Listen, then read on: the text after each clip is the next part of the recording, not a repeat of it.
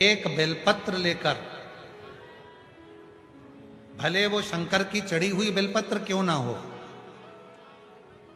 घर से लाई हुई बेलपत्र क्यों ना हो, जब कोई संसार का व्यक्ति एक बेलपत्र को भगवान शंकर के सामने लेकर जाता है और उस बेलपत्र को जब शिव जी को समर्पित करता है, तो उसके समर्पण करने के समय पर जितनी देर वो बेलपत्र को मंदिर में लेकर गया, मंदिर से शिवलिंग पर जितनी देर में वो समर्पित करता है, उतनी देर में उसके मन के अंदर जो बात चलती रहती है, भगवान शंकर उसके मन की बात को स्वीकार कर कर बेलपत्र चढ़ते से ही उसकी बात को स्वीकृत करके उसकी झोली भरना प्रारंभ कर देते हैं। उसको मनसा महादेव कहते हैं। शिव जी का एक नाम है मनसा महादेव।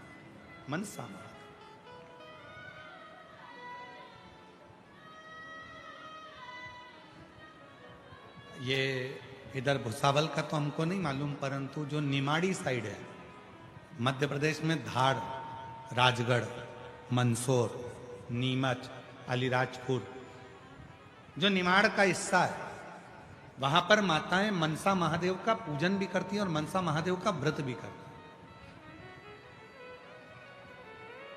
इधर भुसावल साइड में या अन्य क्षेत्रों में वो व्रत कम होता है, पर निमाड़ क्षेत्र जो है मध्य प्रदेश का, मंदसौर हुआ, रतलाम हुआ, नीमच हुआ, अलीराजपुर हुआ, धार हुआ, राजगढ़ हुआ, ये क्षेत्र जो है वहां पर मनसा महादेव का व्रत भी होता है और उसकी पूजन भी होता है।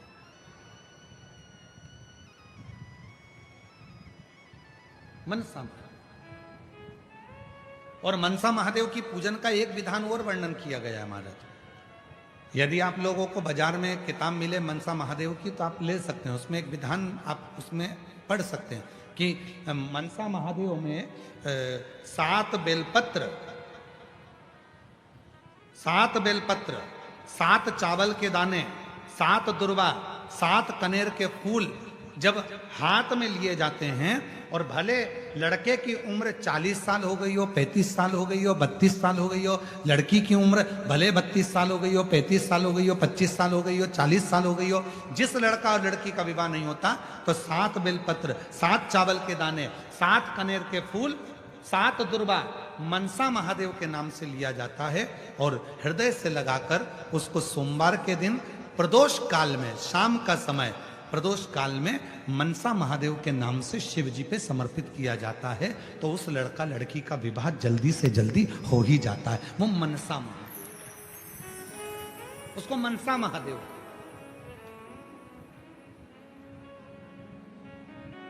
और शंभु शरणे पड़ी मांगू घड़ी रे,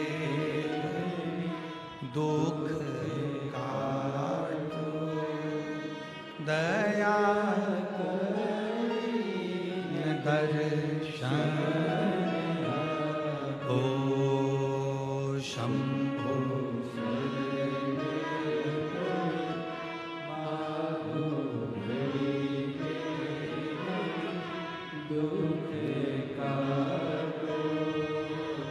दया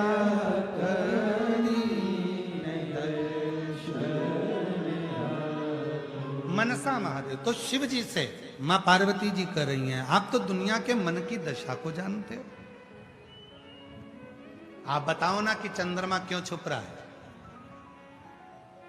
आप तो मनसा महादेव हो, आप बताओ चंद्रमा क्यों छुप रहा है।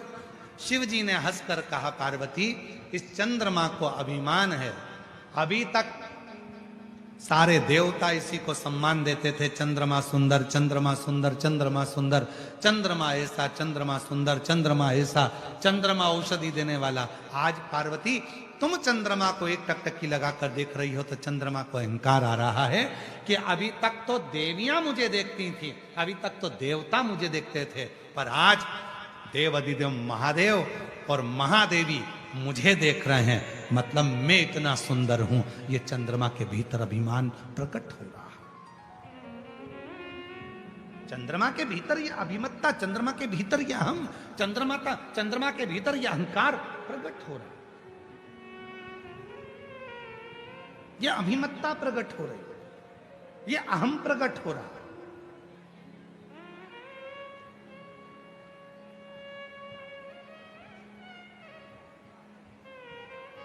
और शिवजी कह रहे हैं पार्वती ये अहंकार चंद्रमा का केवल आज का नहीं है।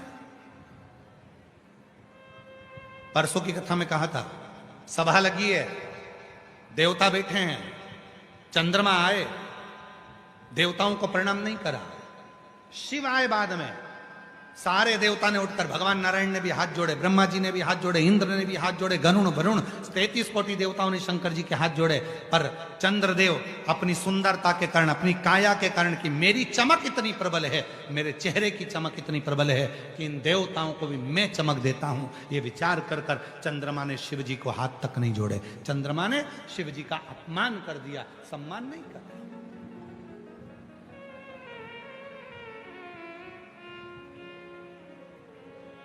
पार्वती ये आज का नहीं है, ये पुराना है, पुराना।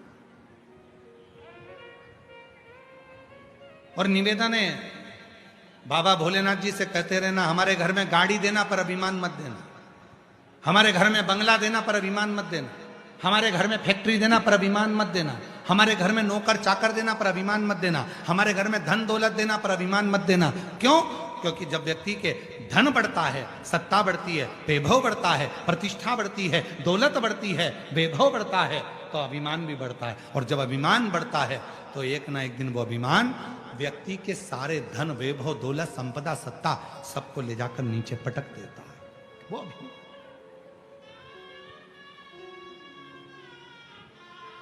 सब कुछ देना पर अहम मत है।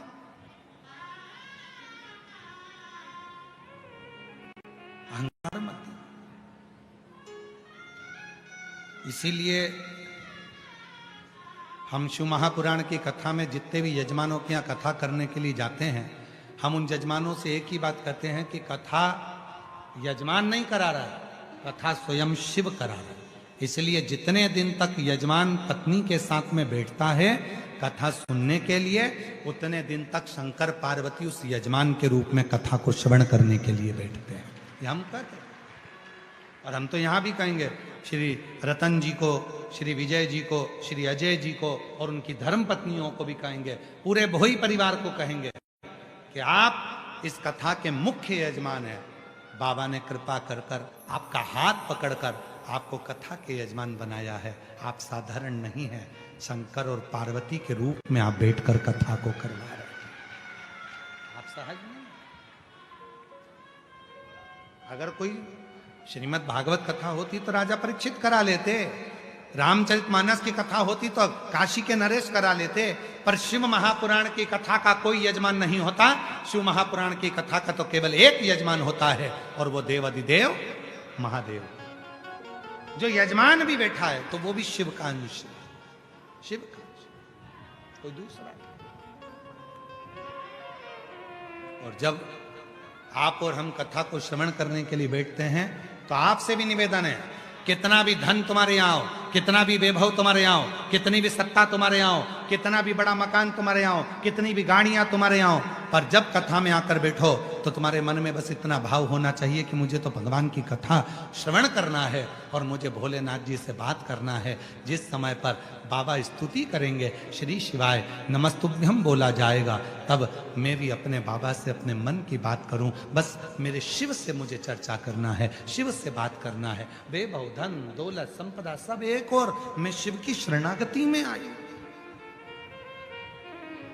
और जब व्यक्ति ये विचार कर कर कि मुझे केवल शंकर से मतलब है, मुझे केवल शिव से मतलब है, मुझे केवल कथा से मतलब है, तो व्यक्ति भटकता। एक पत्र है, अच्छा, शिव तत्व किसको कहते हैं? एक विश्वास, एक भरोसा, एक दृढ़ता जब भीतर होती है तो शिव की प्राप्ति।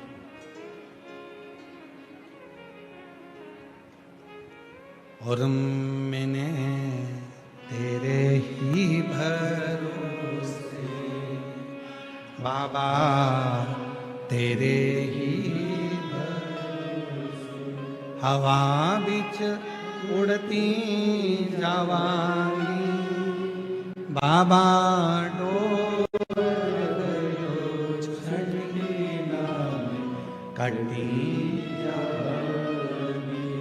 भोले, मैं तेरी शंभु में हवा बीच उड़ती जावा बाबा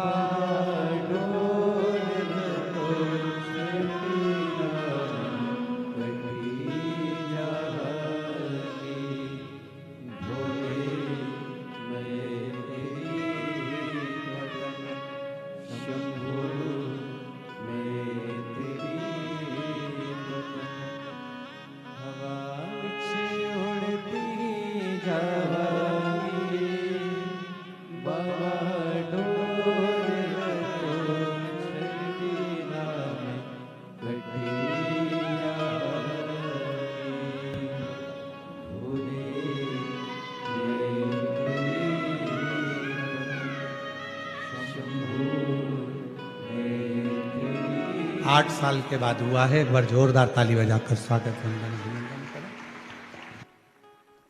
शिव शिव है।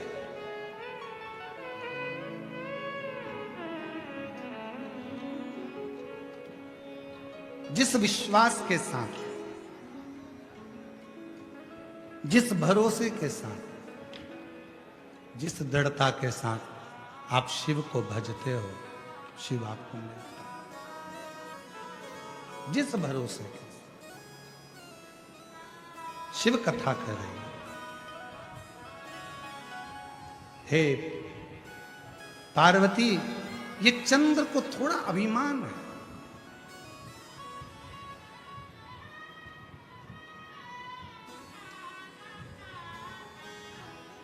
जब व्यक्ति बहुत ऊंचाइयों पर पहुंचता है, थोड़ी उन्नति की ओर बढ़ता है, तो उसको थोड़ी अभिमतता आ जाती है, थोड़ा अहम।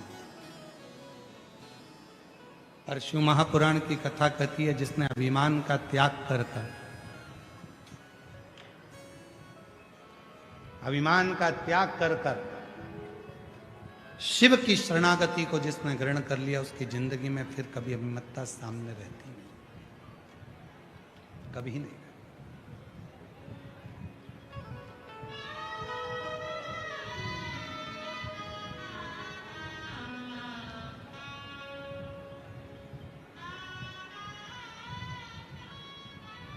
पार्वती,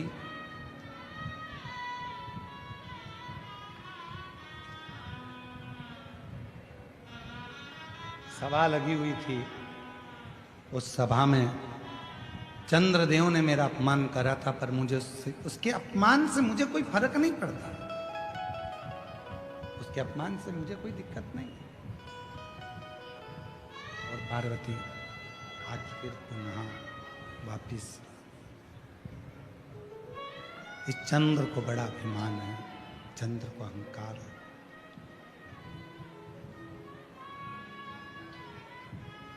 पार्वती जी ने कहा, चंद्र को अभिमान हो ही नहीं सकता। मैं अभी आवाज लगाऊंगी और चंद्रमा मेरे सामने खड़ा होगा। एक आवाज लगाऊंगी और चंद्रमा मेरे सामने होगा। पार्वती जी ने कहा। शिव जी ने कहा, पुकारिए, लगाओ आवाज। और पार्वती जी ने जैसे ही चंद्रमा को आवाज लगाई और चंद्रमा नहीं आया।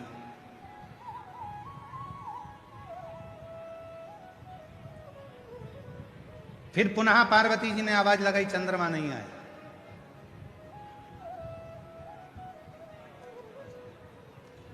वापिस पार्वती जी ने आवाज लगाई, पर चंद्रमा नहीं आया।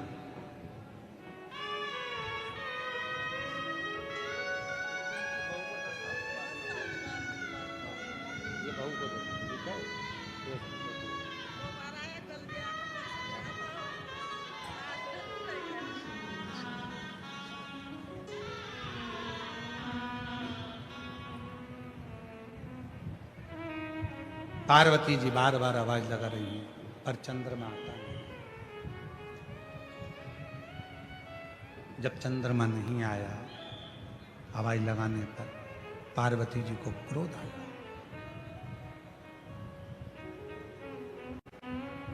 चंद्रमा, मैं तुझे पुकार रही हूं और तू आ नहीं रहा। मुझे लगता है कि तेरे भीतर थोड़ी सी अभिमान, अहंकार समाहित हो गए। और तू उस अभिमान के कारणवश मेरे करीब में नहीं आ, कोई बात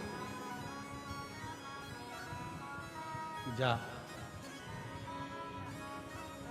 एक दिन ऐसा आएगा चंद्रमा, और ये बात कल भी कथा में कही थी और परसों भी कथा में कही थी कि किसी को अपशब्द मत, किसी वर्णन कर रही है, शिव महापुराण की कथा कर, शिव कथा कर रही है, भगवान शंकर का पवित्र चरित्र कह रहा।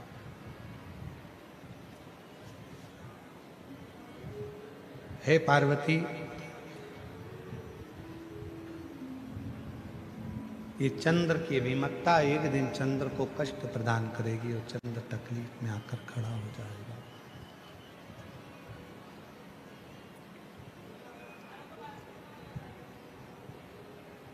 पार्वती जी ने बुलाया, चंद्र नहीं आया, फिर बोला, फिर भी नहीं आया।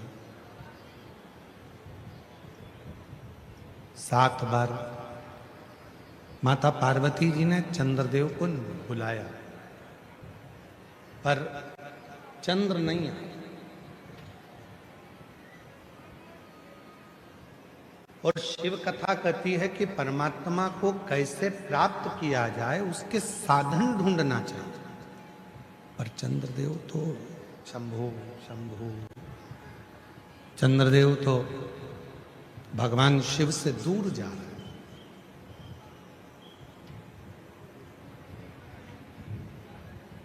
ध्यान रखें, घड़ी कहीं खो गई है तो हम उसको ढूंढते, खोजते।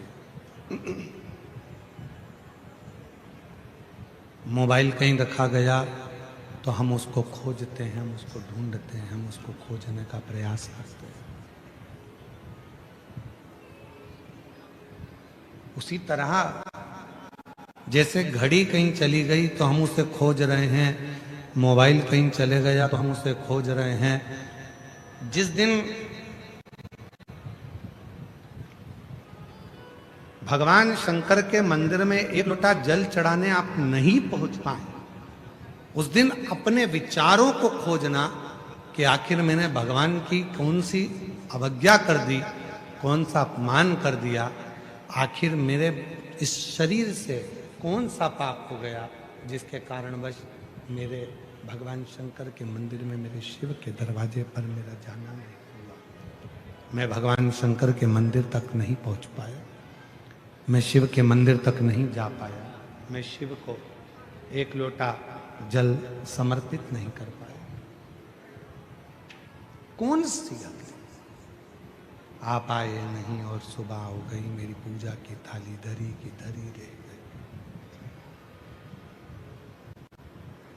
क्यों नहीं आए,